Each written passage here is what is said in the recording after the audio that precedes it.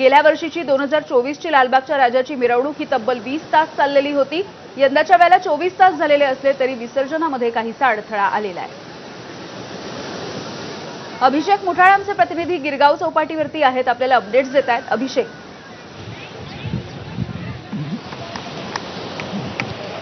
नक्कीच आकांक्षा, इथे जर का पाहायचं तर लालबागच्या राजाची जे विसर्जन जे आहे ते काहीच आपल्याला लांबल्याचं पाहायला मिळत आहे। एकूणच भरतीचा काळ होता आणि त्यामुळे जो तराफा आहे तो देखील एकूण नियंत्रण होऊ शकला नाही। आपण बघतोय सध्याला की तराफा आणि जी लालबागच्या राजाची मूर्ती आहे तिला कुठेतरी त्या तराफ्यावर आणण्याचा प्रयत्न हा सध्याला आपल्याला होताना पाहायला मिळतो आहे। प्रामुख्यानं पाहायचं तर जोपर्यंत ओहोटी येत नाही तोपर्यंत हे करणं थोडंसं कठीण आहे। मात्र आपण सोप्या शब्दामध्ये इथं दाखवूया। एकूण ही समोर जर का पाहायची तर हा जुना तराफा आहे। हा समोर जो दिसतो आहे हा लालबागच्या राजाचा जुना तराफा आहे, ज्या माध्यमातनं जुना तराफाच्या माध्यमातनं आपल्याला या अगोदर गणेश विसर्जन होताना पाहायला मिळालेलं आहे।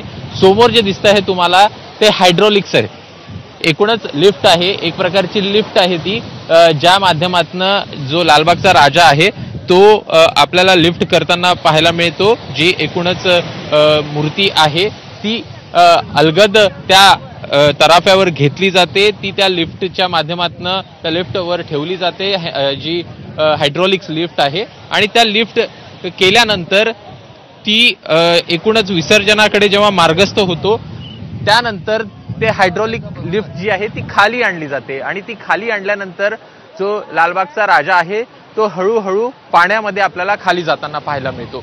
तशाच प्रकारची जी पद्धत आहे ती देखील इथं आपल्याला पाहायला मिळत आहे। मात्र अडचणी अशा आलेल्या आहेत की हा जो तराफा आहे त्याचा आकार हा दुप्पट आहे आणि त्या आकार दुप्पट असल्यामुळे पाण्यावर आल्यामुळे तो कुठेतरी आपल्याला तरंगताना पाहायला मिळतोय आणि त्यामुळे कुठेतरी अडचणींचा सामना या हायड्रोलिक लिफ्टच्या माध्यमातून त्याला मूर्ती जी आहे लालबागच्या राजाची ती हायड्रोलिक लिफ्टवर घेताना अडचणी जाताना दिसत आहेत आणि एकूणच प्रयत्न होताना दिसत आहेत। मात्र भरती आणि पाणी हा मोठी अडचण ही ठरते आहे आणि त्यामुळे जोपर्यंत ओहोटी येणार नाही तोपर्यंत शक्यता ही कमीच राहील की लालबागच्या राजाची मूर्ती आपल्याला या तराफ्यावर येताना दिसेल। ठीक आहे अभिषेक, तुम्ही असं सोबत राहा। लालबागच्या राजाच्या याच तराफ्यावरून आमचे प्रतिनिधी सूरज सावंत आहेत आपल्या सोबत। सूरज, आपण बघतोय मागचा साधारणपणे 1 ते 2 तास आता उलटून गेलेले आहेत। लालबागच्या राजाची ही जी मूर्ती आहे ती अर्धी पाण्यात अर्धी बाहेर अशा स्थितीमध्ये आहे। काय नेमकी आताची परिस्थिती आहे तिथली? यामिनी, जवळपास 8 वाजल्यापासूनचे हे प्रयत्न चालू होते। 6 वाजल्यापासून जी भरतीची वेळ होती त्यानंतर लालबागचा राजा हा गिरगावच्या दिशेने आला आणि आपण पाहिलं तर 8 वाजल्यापासून या ठिकाणी मंडळातले सर्वच पदाधिकारी हे लालबागच्या राजाला पुन्हा एकदा तराफ्यावरती आणण्याचा प्रयत्न केला जातोय। खरं तर मध्यंतरी भरती ही मोठ्या प्रमाणात असल्याकारणे हे प्रयत्न थांबले होते, मात्र पुन्हा एकदा या प्रयत्नांना सुरुवात झाल्याचं आपल्याला पाहायला मिळतं। लालबागच्या राजाचे पदाधिकारी असोत किंवा इथले स्थानिक कोळी बांधव असोत, शर्थीचे प्रयत्न हे या ठिकाणी होताना पाहायला मिळत आहेत। जवळपास मागील अनेक तासांपासून लालबागच्या राजाचं निर्विघ्न असं विसर्जन व्हावं यासाठीचे हे प्रयत्न सुरू आहेत। नवीन ही हायड्रोलिक जवळपास पाहिलं तर हा तराफा असेल, मात्र या ठिकाणी जर भरतीची वेळ चुकल्यामुळे कुठेतरी जो विसर्जनाला कुठेतरी विलंब झाल्याचं आपल्याला पाहायला मिळतंय। मात्र अजूनही मंडळाचे पदाधिकारी असोत किंवा इथला जमलेले सर्व भाविक असोत यांच्यामधला जो उत्साह आहे हा अजूनही कमी झालेला नाहीये।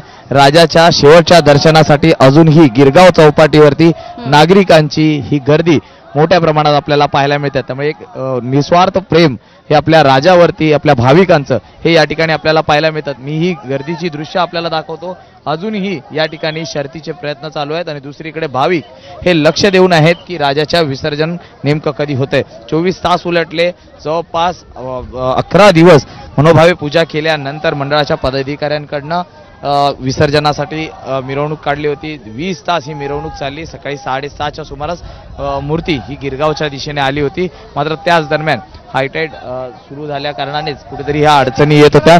खरं तर जो या ठिकाणी लालबागच्या राजाचं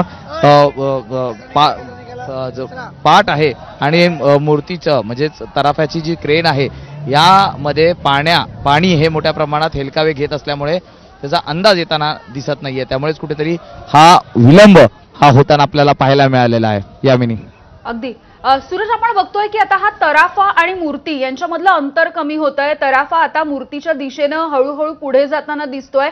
काय नेमकी ही सगळी प्रक्रिया असणार आहे? कशा पद्धतीनं ही मूर्ती या तराफ्यावरती ठेवली जाणार आहे? यामिनी, खरं तर सांगायचं झालं तर लालबागच्या राजाची जी ट्रॉली आहे ती ट्रॉली आणि त्याच्यावरील मूर्ती आणि त्याचबरोबर ती या ठिकाणी भरती असल्या कारणाने पाणी आणि तराफा हे हेलकावे घेत आहेत. त्यामुळे जो लालबागच्या राजाच्या पाटाखाली जी क्रेन जायला हवी ती पाण्याच्या हेलकाव्यामुळे जात नसल्या कारणानेच कुठेतरी त्याचा अंदाज हा लागत नाहीये आणि त्यामुळेच कुठेतरी या संपूर्ण विसर्जन प्रक्रियेला उशीर होत असल्याचे आपल्याला पाहायला मिळत आहेत. या ठिकाणी पदाधिकाऱ्यांकडनं वारंवार प्रयत्न हे केले जात आहेत. जवळपास 20 तास उलटून गेलेले आहेत विसर्जन मिरवणूक झाल्यानंतर. आता जवळपास दुपारचे 12 वाजलेले आहेत आणि त्यामुळेच प्रचंड विलंब झालेला आहे आणि त्यामुळेच लालबागच्या राजाच्या या विसर्जन पुन्हा एकदा सुस्थितीत व्हावं यासाठी मंडळाकडनं स्वतः प्रयत्न करताना आपल्याला पदाधिकारी पाहायला मिळत आहेत. इथले जे कोळी बांधव आहेत ते देखील या ठिकाणी जमलेले आहेत. महत्त्वाचं म्हणजे भाविकांची गर्दी ही देखील तितकीच मोठ्या प्रमाणात गिरगावमध्ये आपल्याला पाहायला मिळते. पोलिसांचा देखील तितकाच बंदोबस्त आहे.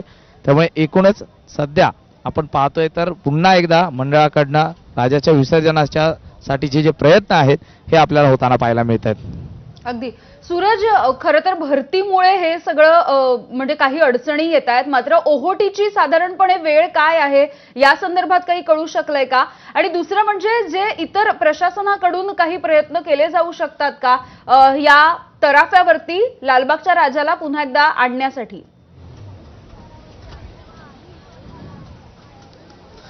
यामिनी, नक्कीच जी भरतीची वेळ ही साधारण सांगण्यात आली होती सकाळी 6 ते आहोटीची वेळ आहे ती दुपारी 2 ते 3च्या दरम्यानची आहे. त्यामुळे जोपर्यंत याची पाण्याची पातळी ही कमी होत नाहीये तोपर्यंत त्याच्यामधलं जे तराफा आणि पाटामधलं जे अंतर आहे हे कमी होत नाहीये. आणि दुसरं म्हणजे पाणी भरती असल्या कारणाने ज्या लाटा येतात त्यामुळे तराफा हा देखील हेलकावे खाताना पाहायला मिळतोय. त्यामुळेच तराफ्यावरती मूर्ती घेताना अनेक अडचणी या येताना पाहायला मिळतात. प्रशासन देखील या संपूर्ण गोष्टींवरती लक्ष ठेवून आहेत. मात्र हे संपूर्ण जर आपण ही प्रक्रिया पाहिली तर आतमध्ये पाण्यात आहेत. त्यामुळे क्रेनच्या मदतीने देखील या गोष्टी करता येऊ शकणार नाहीयेत. त्यामुळे जी आहे पाणी कमी होण्याची वाट ही सध्या पाहिली जात होती. मात्र आपण पाहतोय तर आता पुन्हा एकदा प्रयत्न हे मंडळाकडनं केले जात आहेत. यामिनी, बरं, अगदी सूरज, खरं तर या वेळेला म्हणजे आता ज्या काही अडचणी येत आहेत त्याचा जरी विचार केला तरी या वेळेला हा नवीन तराफा तयार करण्यात आलेला होता. जुना तराफा आणि हा यंदाच्या वेळेचा जो आता तुम्ही ज्या तराफ्यावरती आहात तो नवीन तराफा, याच्यामध्ये नेमकं काय म्हणजे वेगळं काय आहे, वेगळेपण काय आहे आणि वैशिष्ट्य काय आहे याचं? नक्कीच जर आपण पाहिलं तर जुना तराफा आहे हा देखील आता समोरच आपल्याला पाहायला मिळतोय. लालबागच्या राजाच्या मूर्तीच्या अगदी समोर तो जुना तराफा आहे आणि हा जो नवीन तराफा आहे हा अत्याधुनिक आहे आणि स्वयंचलित आहे.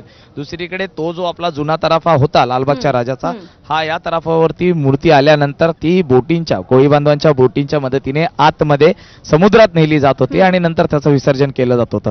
मात्र हा जो नवीन आणि अत्याधुनिक आणि स्वयंचलित जो तराफा आहे यामध्ये लिफ्ट आहेच. मात्र दुसरीकडे आतमध्ये जाण्यासाठी स्वतंत्र वेगळ्या बोटींची गरज लागणार नाही. तर हा तराफाच आतमध्ये जाईल आणि त्या ठिकाणी पुन्हा एकदा जी क्रेन सिस्टीम या ठिकाणी अत्याधुनिक हायड्रोलिक क्रेन सिस्टीम ठेवण्यात आली होती जी त्या तराफ्यावरती देखील होती त्याच ह्याचं काम असेल. मात्र तो तराफा हा फार लहान होता. हा तराफा त्या अनुषंगाने फार दुपटीने मोठा आहे. त्यामुळे क्रेन आत्ताची जो तराफा आहे हा खूप अत्याधुनिक स्वयंचलित आहे आणि जुन्या तराफामधला हा जो फरक आहे.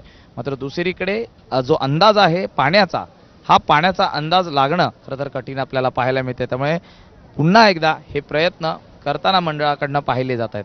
यामिनी, बरं सूरज, खरं तर आणखी काही प्रश्न आहेत कारण पहिल्याच वेळेला हा तराफा वापरला जातोय. भरतीच्या वेळेची माहिती सुद्धा प्रशासनाकडून देण्यात आलेली होती.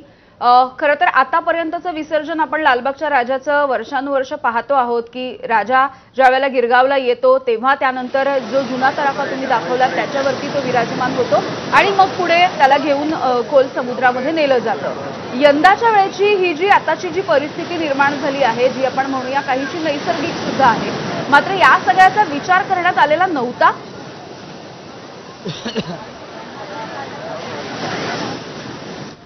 यामिनी, खरं तर पहिल्या वेळीपासून या सगळ्या गोष्टींचा विचार केला जातो, मात्र लालबागची राजाची जी मिरवणूक आहे ही आपण पाहिली तर सकाळी 12च्या सुमारास ती सुरुवात झाली। अनेक ठिकाणांहून हा गणपती येत, कारण नवसाचा पावणारा हा गणपती म्हणून त्याची ख्याती आहे, त्याची ओळख आहे। त्यामुळे आगरीपाडा असो, पुढे नागपाडा, अशी मोठा पल्ला गाठत हा गिरगावपर्यंत पोहोचतो। अनेक भाविकांचं त्या ठिकाणी श्रद्धेचं स्थान म्हणून ओळखलं जातं। त्यामुळे नक्कीच विलंब अनेक ठिकाणी या मिरवणुकांमध्ये होतो, कारण लोकांची गर्दी ही मोठ्या प्रमाणात असते। मात्र भरतीची वेळ ही 6ची होती आणि गणपती पोहोचण्यासाठी या ठिकाणी 7 वाजले। त्यामुळे कुठेतरी अंदाज हा चुकला असावा असा एक व्यक्त केला जातोय। त्यामुळे आपण पाहतोय की तरी सुद्धा त्यावेळेत देखील भरती ही मोठ्या प्रमाणात असल्या कारणानेच तराफा म्हणजे प्रयत्न तर शर्तीचे चालूच होते, सकाळपासून चालू होते।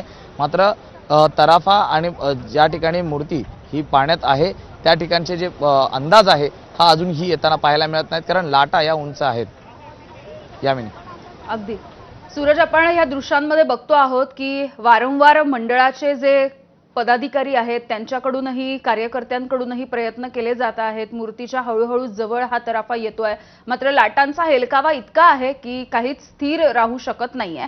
आपल्याला माहिती आहे सूरज, या ठिकाणी मोठ्या प्रमाणावरती इतर प्रशासन सुद्धा सज्ज आहे, म्हणजे आपण अग्निशमन दल म्हणू की जे इतर सगळ्या गोष्टींसाठी मदत करत असतं, ते याच्यामध्ये काही करू शकतात का याविषयी सुद्धा आपण बोलूयात। मी पुन्हा एकदा काही क्षणात तुमच्याकडे येते। अभिषेक मुठाळ आपल्या सोबत आहेत, आमचे प्रतिनिधी।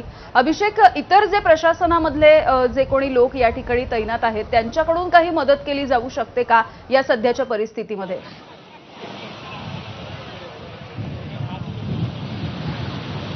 नाही, एकूणच विसर्जनासंदर्भातली मदत जी आहे ती आपल्याला कुठं होताना पाहायला मिळत नाही, कारण की एकूणच स्वतंत्र तशा प्रकारची यंत्रणा जी आहे ती राबवली जात असते लालबागच्या राजाकडनं। त्यामुळे आणि ही सगळी यंत्रणा लालबागची ही अत्याधुनिक आहे, म्हणजे ती काही आज तयार केली गेलेली आहे अशी नाही आहे। आत्ताचा जर का तराफा पाहिला तर तो हा पूर्णपणे अत्याधुनिक जरी का असला तरीही जो जुना तराफा होता तो तुलनेनं सगळ्यांच्या मानानं हा अत्याधुनिक म्हणावा लागणार आहे, कारण की जुन्या तराफ्यामध्ये हायड्रॉलिक सिस्टीम होती। कशा पद्धतीनं ही मूर्ती त्याच्यावर जाईल याचं नियोजन हे मंडळाकडनं आपल्याला होताना पाहायला मिळत होतं। फक्त अडचण अशी होती की हा जो तराफा आहे तो ओढण्यासाठी जी मदत आहे ती आपल्याला जे कोळी बांधवांच्या बोटी होत्या त्या लागत होत्या। कुठेतरी मान सन्मान त्यांना देण्याचा प्रयत्न देखील त्या माध्यमातून होता आणि तशाच प्रकारची पद्धत ही आता काढत स्वयंचलित करण्यात आलेला आहे, जिथं मोटर्स बसवण्यात आलेला आपल्याला पाहायला मिळतात। ज्या मोटर्स आहेत 2 मोटर्स इथं प्रामुख्यानं पाहायला मिळतात, ज्या प्रकारे आपण जेट्टीमध्ये पाहतो तशा प्रकारच्या मोटर्स आहेत आणि हायटेक इंजिन्स हे मानले जातात। ज्या पद्धतीनं जे मोठे आपण जहाज पाहतो त्या ज्या जहाज पाहतो त्यामध्ये अशा प्रकारचे इंजिन्स जे आहेत ते आपल्याला प्रामुख्यानं पाहायला मिळतात आणि त्याच प्रकारचे इंजिन्स हे इथं देखील लावण्यात आलेले दिसत आहेत। त्यामुळे अशा प्रकारची यंत्रणा ही या लालबागच्या राजा मंडळाकडेच आपल्याला दिसते, बाकी दुसऱ्या कोणत्या मंडळाकडे देखील नाही। आणि अशा प्रकारची यंत्रणा ही अग्निशमन दल असेल किंवा मग इतर शासकीय यंत्रणा असेल त्यांच्याकडनं देखील पुरवल्या जात नाहीत, कारण की जे गणपती इथे असतात त्यांना मदत करण्यासाठी इथलेच जे लाईफ गार्ड्स आहेत किंवा मग फायर ब्रिगेडचे लाईफ गार्ड्स आहेत ते देखील इथं आपल्याला मदत करताना प्रामुख्यानं पाहायला मिळत असतात। सोबतच अग्निशमन दलाचे अधिकारी देखील इथं असतात। एकूणच ही यंत्रणा फक्त लालबागकडेच आहेत आणि त्यांच्याकडनंच विधिवत अशा प्रकारचं विसर्जन करण्याची पद्धत ही त्यांच्याकडनंच आखली गेलेली आहे। त्यामुळे एकूणच ह्या सगळ्या गोष्टी करताना कुठेतरी भान देखील त्यांच्याकडनं राखलं जात असल्याचं देखील यातनं स्पष्ट होतं। अगदी खरं तर अभिषेक, हा जो नवा तराफा आपण पाहतोय असं म्हटलं जात होतं की हा नवीन जो तराफा आहे तो आधीच्या तराफ्यापेक्षा दुप्पट मोठा असा आहे। दुसरी एक महत्त्वाचं वैशिष्ट्य सांगितलं जात होतं की हा जो नवीन तराफा आहे तो समुद्रामध्ये हेलकावे खाणार नाही, तो स्थिर राहील आणि त्याच्यामुळे मूर्ती त्याच्यावरती चढवण्याला सोपं जाईल, मूर्तीला कुठलाही धक्का पोहोचणार नाही किंवा म्हणजे मूर्तीची विटंबना केली जाणार नाही, मूर्तीला काहीही होणार नाही अशा पद्धतीने सांगितलं जात होतं. मात्र सध्याची जी दृश्य आपण बघतोय, मोठी भरती आहे समुद्राला, त्यामुळे हे सगळं करण्यामध्ये सध्या तरी अडचणी येत आहेत असं दिसतंय.